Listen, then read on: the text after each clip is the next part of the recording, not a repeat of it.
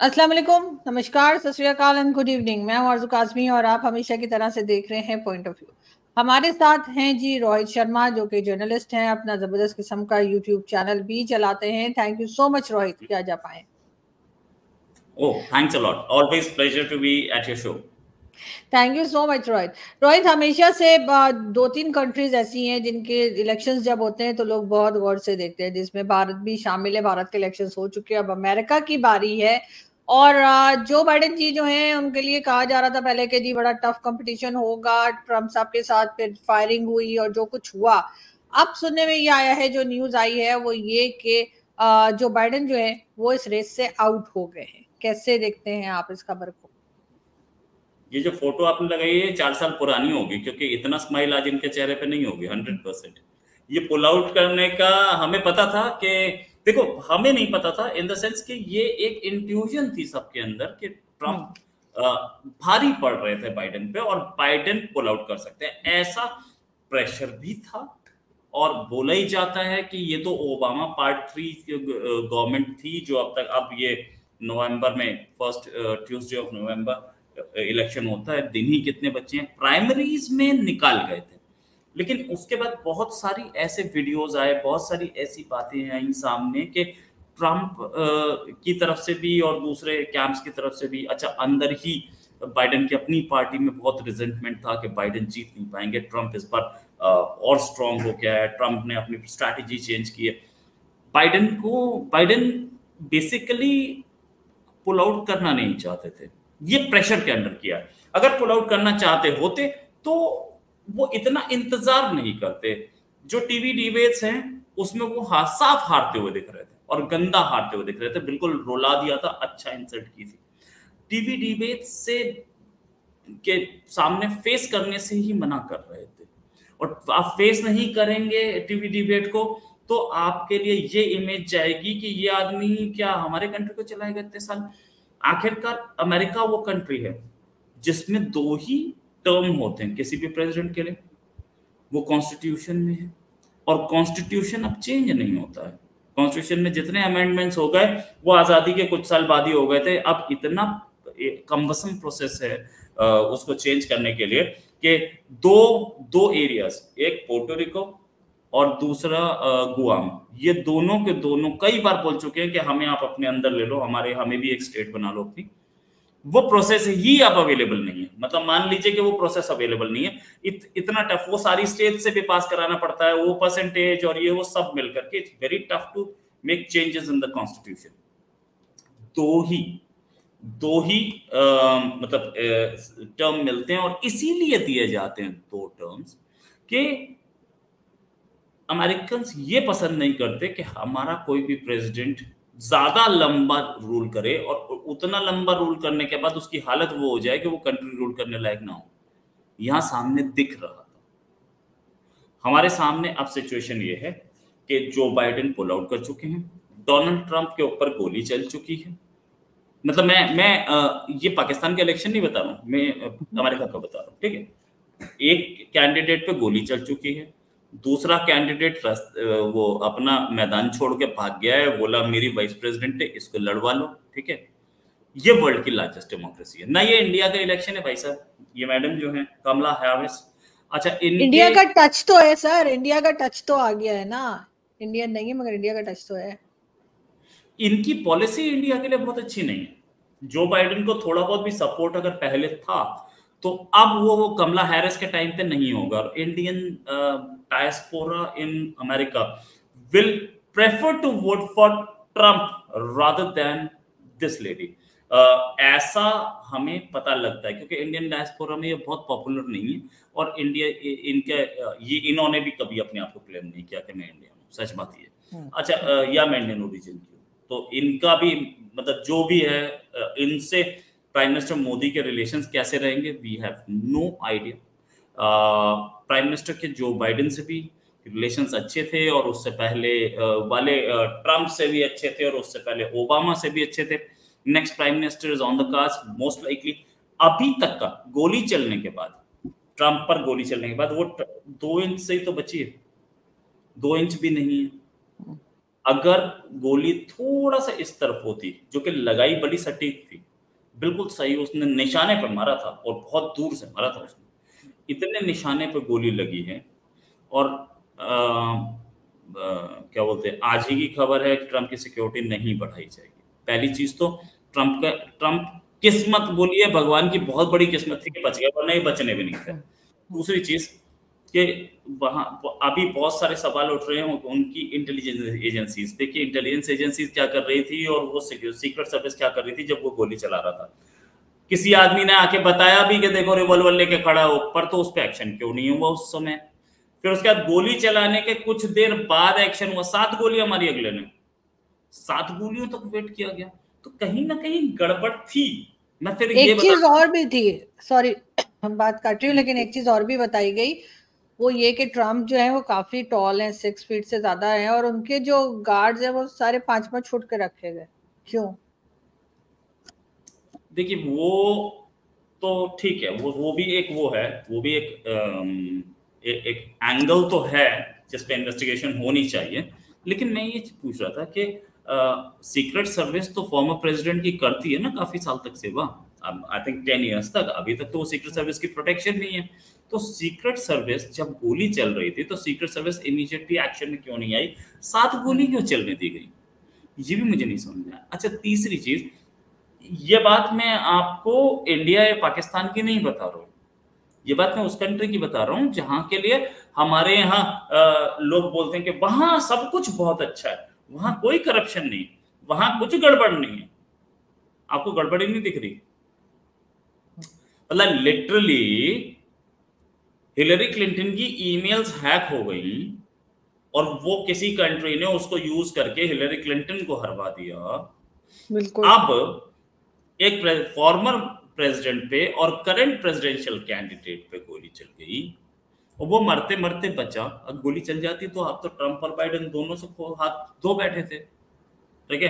फिर तो कमला हैरिस और दूसरा, अच्छा प्राइमरीज हो चुकी हैं, वैसे एक नाम सामने आ रहा है और उनका नाम है मार्क केली, वो सेनेटर हैं एरिजोना के, कि इनको उनके लिए भी बात की जा रही है। ये हैं मार्क केली, आपको ये है मार्क केली, और इनको लिए बात की जा रही है कि ये भी आगे आ सकते हैं सामने।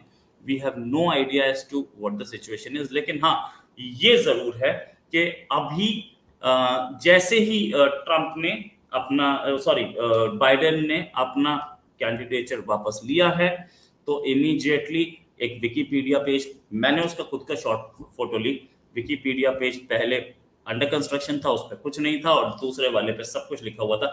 अगले 15 मिनट या 20 मिनट के अंदर अंदर ये काम हो गया। इसका मतलब कि Kamala Harris was ready with it, और उसके बाद कमला हैरिस ने इमीडिएटली उसको बना दिया। कि कमला हैरिस को पता था कि हम पेज बना देंगे, ये पेज 15 मिनट, दोनों पेज 15 मिनट के अंदर अंदर बने। और जैसे ही ये आया है और इमीडिएटली बिल क्लिंटन भी बाहर आए, बिल क्लिंटन ने आके कमला हैरिस को सपोर्ट किया। अच्छा, बिल क्लिंटन को आप इग्नोर नहीं कर सकते, फॉर्मर प्रेसिडेंट हैं, बड़े बड़े फेमस प्रेसिडेंट थे, और कमला हैरिस को आई थिंक कमला हैरिस को सपोर्ट ओबामा भी करते हैं। तो ये भी हमने देखा है कि कमला हैरिस ही बनेंगी, और क्योंकि प्राइमरीज से निकले हैं। अच्छा, अमेरिका में एक प्रोसीजर है, अगेन मैं आपको किसी इंडिया या पाकिस्तान की बात नहीं बता रहा, वो वर्ल्ड की लार्जेस्ट डेमोक्रेसी, वर्ल्ड की सबसे बड़ी डेमोक्रेसी और वो महान डेमोक्रेसी की बात कर रहा हूँ। हमारे यहाँ आदमी इलेक्ट होने के बाद भी कुर्सी पे नहीं बैठ पाता, ऐसा होता है, ठीक है। उसके एमपी तोड़ दिए किसी ने, एमएलए तोड़ दिए, हो गया। अमेरिका में बिना इलेक्ट हुए भी एक प्रेसिडेंट बन चुका है जिसका नाम था जेरल्ड फोर्ड। वो कह रहा था कि अमेरिका में प्रोटेस्ट चल रहे थे एक वाटरगेट स्कैंडल हुआ था, उसके बाद प्रोटेस्ट चल रहे थे, और प्रोटेस्ट के दौरान पे निक्सन को बोला गया कि आप, निक्सन बेसिकली निक्सन के वाइस प्रेसिडेंट ने रिजाइन किया, तो कांग्रेस ने उनको बोला कि हम तुम्हें एक वाइस प्रेसिडेंट दे रहे हैं। उन्होंने अपने एक लोकल कांग्रेस के सिस्टम से पास करके एक वाइस प्रेसिडेंट दे दिया जिसका नाम था जेरल्ड फोर्ड। उसके बाद निक्सन ने रिजाइन कर दिया, तो जेरल्ड फोर्ड जो कभी इलेक्शन नहीं लड़े थे प्रेसिडेंट का, वो प्रेसिडेंट बन गए, और वो उन्होंने सर्व भी किया एज प्रेसिडेंट। ये एक बड़ी चीज थी। और एक चीज ये बात फिर अगेन दीज कंट्रीज, इनकी तो सिस्टम्स मतलब ऐसे है ना कि कभी फेल होते ही नहीं ना। इनका तो मतलब एक इमेज बनाई हुई है ना, व्हाइट मैन सुप्रीमेसी। तो ये जेराल्ड फोर्ड साहब जो हैं, या मतलब जो बिना इलेक्शन के प्रेसिडेंट बने, ये दूसरी बार इलेक्शन लड़े, प्रेसिडेंसी के लिए हारे, नो डाउट अबाउट इट। इस समय जो बाइडेन प्राइमरीज से निकल चुके हैं, प्राइमरीज दोबारा होने नहीं जा रही हैं, तो वो प्राइमरीज की वैल्यू क्या रह गई? आप प्राइमरीज करते हो सारी 50 के 50 स्टेट में, तो इस स्टेट की प्राइमरी मैंने जीती तो मैं प्रेसिडेंशियल कैंडिडेट हूं, नेक्स्ट प्राइमरी पे जाते हैं, उससे अगले स्टेट पे। ये स्टार्ट होता है आयोवा कॉकस से, और आयोवा कॉकस से स्टार्ट होने वाली मतलब अगले Iowa caucus gives you money media momentum. तो ट्रिपल एम, ये हिलरी क्लिंटन का और बिल क्लिंटन का स्टेटमेंट है। अगर आयोवा कॉकस पास किया, उसके बाद आपने कई और स्टेट्स जीती, दैट मींस स्टेट्स ने आपको एंडोर्स किया कि आप बनेंगे। अब वो प्राइमरीज क्या कर रही हैं? प्राइमरीज तो बेकार हो गई। अब तो आप एक सेलेक्टेड आदमी बिठा रहे हो वहां पे कि ये लड़ लेगा। तो वो महान डेमोक्रेसी की वैल्यू क्या है, मुझे तो नहीं समझ में आ रहा। लेकिन रोहित, अमेरिका को तो लोग बड़े ऐसे देखते हैं ना, ऐसा सुपर पावर देखा जाता है जी, पूरी दुनिया को कंट्रोल कर रहा है, बहुत सी कंट्रीज को डिक्टेशन दे रहा है। अपने यहाँ इतनी कंफ्यूजन है। एकदम से पहले तो ये भी कहा जा रहा था जो बाइडेन के लिए कि जी इनको कोविड हो गया है। और ये बात हुआ आपको याद होगी, 2 दिन पहले कहा जा रहा था कि जी इनकी तबीयत सही नहीं है, इन्हें कोविड हो गया। तभी लोग कह रहे थे कि शायद इनको हटा दिया जाएगा, और इसी वजह से ये बात फैलाई जा रही है। वो कोविड वो जो था ना, वो इसलिए कोविड बोला गया था कि वो पब्लिक में ना जाएं और वो टीवी डिबेट्स पे ना बैठें। वो उनकी बेइज्जती हो ही रही थी टीवी डिबेट्स पे, सब देख रहे थे। इस मतलब ट्रम्प जहां आ रहे थे वो इनको धो धो देते थे, तो उसके बाद वो जीतने के चांसेस बहुत कम थे। अब प्राइमरीज में गोटी फंस रही थी, अब देखते हैं क्या होता है आगे। लेकिन प्राइमरीज नहीं, मतलब टीवी डिबेट्स में गोटी फंस रही थी, प्राइमरीज तो दोनों क्लियर कर गए। एक चीज कि ट्रंप को हटाए जाने के बाद अब ऐसा बोला जाता है कि भाई वहाँ के सिस्टम्स बहुत बड़े हैं और मैच्योर सिस्टम्स हैं। हमने इससे पहले एक इलेक्शन ऐसा भी देखा जिसमें वोट काउंटिंग की जगह सुप्रीम कोर्ट की ओर सब देख रहे थे कि सुप्रीम कोर्ट बोले तो मैं प्रेसिडेंट बन जाऊं, और सुप्रीम कोर्ट ने डिसाइड किया प्रेसिडेंट। ऐसा मुझे इंडिया पाकिस्तान में तो नहीं देखा। हमारे यहाँ वोट तो गिनते ही हैं, चाहे कैसे भी हो, कितना भी हो, मतलब ये बोला जाए कि चलो ठीक है सिलेक्टेड आदमी बैठा, लेकिन वोट तो गिने जाते हैं। वहां वोट गिनने की वजह प्रेसिडेंट के पास सुप्रीम कोर्ट पहुंच गया, सुप्रीम कोर्ट ने बोला नहीं नहीं वोट गिनने की जरूरत नहीं, इसको बनाओ। फ्लोरिडा में जाकर के केस फंसा था, और उस समय जो इलेक्शन लड़ रहे थे जॉर्ज डब्ल्यू बुश, उनके भाई जेब बुश फ्लोरिडा के गवर्नर थे, इसलिए ज्यादा प्रॉब्लम आ रही थी। लेकिन ये देखने वाली बात है कि इस अमेरिका में हो क्या रहा है। क्या ये अमेरिका वो अमेरिका है? America is in deep crisis at the moment, बहुत डीप क्राइसिस में। और अगर ये जो विड्रॉल होगा, इसके बाद ऑपोजिशन पार्टी ट्रंप एक एक स्टेट को लेकर के, क्योंकि अब प्राइमरीज आपके हाथ में नहीं है, प्राइमरीज जीता वो दूसरा आदमी, एक एक स्टेट को लेकर के इलेक्शन को लेकर के वो कोर्ट में जा सकते हैं। उनके पास वो कहीं पे भी आपको परेशान कर सकते हैं, कोई और नाम भी सामने आ जाए दूसरी बात है। साथ में अभी और बहुत सारी प्रॉब्लम सामने आएंगी।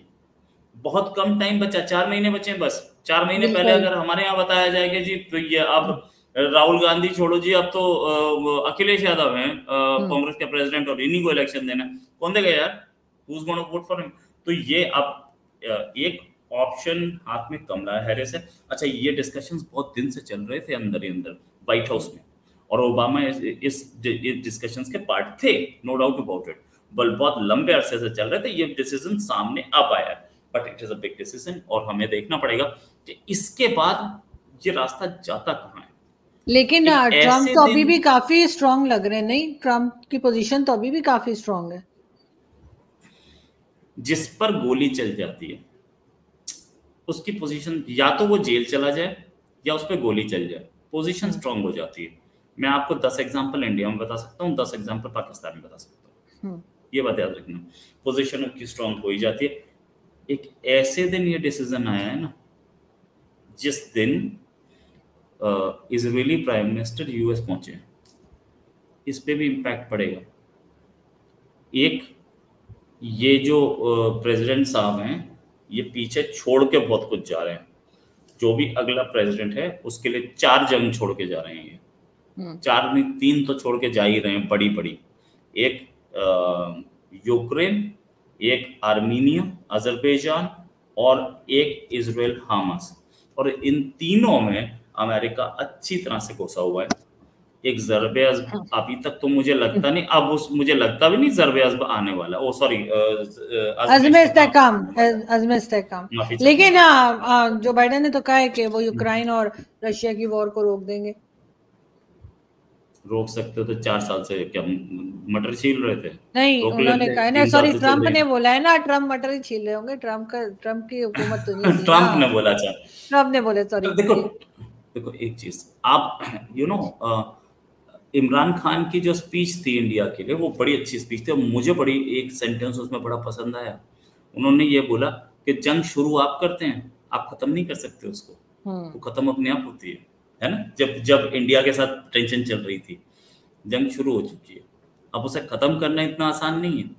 ट्रम्प छोड़िए, कोई नहीं उसे खत्म कर पाएगा इतनी आसानी से। मैंने एक जगह पढ़ा था कुछ दिन पहले, किसी पाकिस्तानी ने, आई डोंट नो फेसबुक पे लिखा था या कहीं उर्दू में लिखा हुआ था। उन्होंने कहा कि जंगें असल में यूरोपियन कंट्रीज लड़ती हैं, जो सालों साल चलती हैं।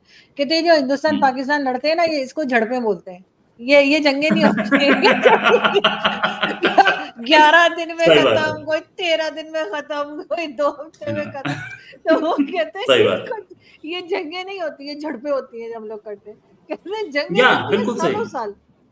आप इससे एग्री करेंगे? मैं तो कोरियन कहती हूँ वॉर, अच्छी बात है, जल्दी खत्म हो जाए तो। हाँ, क्या? कोरियन वॉर कितने साल चली? कोरियन वॉर कितने साल चली? और साथ में वियतनाम वॉर कितने साल चली? हमने देखा कि यार ये वॉर तो चली रही है, ये भी 3 साल तो हो गए।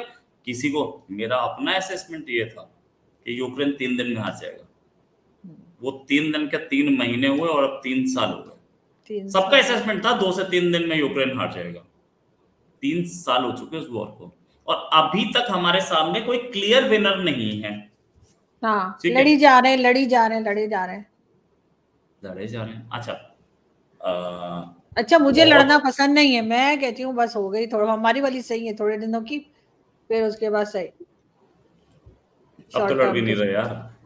आखिरी वॉर हम दोनों के बीच में करगिल हुई थी, अब तो लड़ भी नहीं रहे। अब तो सिर्फ धमकी दे रहे हैं बैठ के कि न्यूक्लियर फेंक देंगे। हाँ फेंक देंगे, हमारे पास में मिसाइल है, हम भी मार देंगे। अब तो वॉर ऑफ वर्ड्स पे आ चुके हैं। हाँ, है ना। अच्छी वहां बात से है वो ना, देख लेंगे तुमको, घुस के मारेंगे, हम भी ले लेंगे कश्मीर, बस, तो बस ठीक है, ऐसे ही होना चाहिए। क्या जरूरत हाँ है खून ऐसी बहाने लड़ाई हो का? रही है यहाँ लोगों पर। का, लोग एक दूसरे का वो खून क्यों बहाए अगर ऐसे काम चल रहा है? वो वहां से वो वहां से चीखता है कि तुम्हें मार देंगे, और तुम्हें पर न्यूक्लियर वेपन मार देंगे। यहाँ से बोलते हैं हम पीओके ले लेंगे। बस दोनों दोनों बोल रहे हैं, लड़ कौन रहा है? मुझे तो एक गोली चलती नहीं दिखी दोनों के बीच में। बस। नहीं, थोड़ी ऐसे ही होना चाहिए मेरे ख्याल है, एक दूसरे का नुकसान नहीं होना चाहिए। और ऐसी हम्म। जबानी क्यों, हमारे पास तो फिर भी गोलियां चलती हैं, वो लाइन ऑफ कंट्रोल पे भी कुछ हो जाता है, उधर कश्मीर में भी कुछ हो जाता है। असल में तो आप लोगों का चाइना के साथ कुछ नहीं होता, वहां पे तो बस सिर्फ मुक्के लाते, ठस ठस ठस, कोई गोली वहां नहीं चलती। अभी जो स्टैंड ऑफ हुआ था 2020 वाला, कोविड वाला, उसके बाद से चाइना बहुत ज़्यादा संभल गया। चाइना को समझ में आ गया कि मैटर सीरियस होता जा रहा है। और चाइना इस समय, चाइना की सिचुएशन बहुत बिगड़ रही है। चाइना के अपने अंदर डिसिडेंस है शी जिनपिंग के खिलाफ। शी जिनपिंग उस डिसिडेंस को देख नहीं पा रहे हैं, मतलब देखा हुआ उन्हें पता है, उसको टैकल नहीं कर पा रहे हैं। अच्छा, दूसरी चीज ये कि चाइना की इकोनॉमी की सिचुएशन भी खराब हो रही है। इंडिया भी अपने पूरा राव लश्कर लेकर के बॉर्डर पे खड़ा है। मिसाइल्स हैं, टैंक्स हैं, हमारा हमारा कॉन्ट्रैक्ट है। दोनों कंट्रीज के बॉर्डर पे कोई भी हथियार लेके नहीं जा सकता। लेकिन जितनी दूर तक का हमारा नो आर्म्स जोन है, उसके पीछे सारे आर्म्स खड़े हैं। That's dangerous thing. तो इसको अभी चाइना कई बार बोल चुका है, चाइनीज फॉरेन मिनिस्टर ने कई बार बोला कि नहीं, इंडिया और चाइना के बीच में सिचुएशन नॉर्मल है। क्यों? क्योंकि इंडिया के साथ $100 बिलियन का उसका ट्रेड सरप्लस है, और उस ट्रेड सरप्लस को वो छोड़ना नहीं चाहता। इंडिया बार बार उसके जो हम इंपोर्ट करते हैं उससे उस पर हम कट्स लगाते जा रहे हैं। तो वो $100 बिलियन ने उसकी इकोनॉमी को बड़ा इम्पेटस दिया हुआ है, उसको बहुत सपोर्ट दिया हुआ है। ये ट्रेड सरप्लस की बात कर रहा हूँ, ट्रेड सरप्लस $100 बिलियन। तो अमेरिका से उसके ऊपर सैंक्शंस पे सैंक्शंस लग रहे हैं, अमेरिका से उसके ऊपर एंटी डंपिंग ड्यूटीज लग रही हैं और ड्यूटीज लग रही हैं। इंडिया भी बैन लगा रहा है उसके बहुत सारे प्रोजेक्ट्स पे। हम उसका सबसे बड़ा इंपोर्ट जो इंडिया में हम जो करते थे वो था लैपटॉप्स। चाइनीज लैपटॉप्स पे सिंगल स्ट्रोक में बैन हो गया। अब चाइना से लैपटॉप आ ही नहीं सकते, अब जो भी है इंडियन लैपटॉप बिक रहा है। ये देखने वाली बात है कि हम चाइना कई बार बोल चुका है, अब वो जो बॉर्डर पे कर चुका है उससे वो बैकआउट नहीं कर पा रहा है, क्योंकि वो अपनी कमजोरी दिखेगी अब, और शी जिनपिंग इस समय कमजोरी को नहीं दिखाना चाहते। साथ में उसको इंडियन इकोनॉमी की भी जरूरत है, तो वो उसके फॉरेन मिनिस्टर कई बार बोल चुके हैं कि नहीं नहीं, इंडिया अमेरिका के रिलेशंस नॉर्मल है, इंडिया चाइना के रिलेशंस बिल्कुल नॉर्मल है।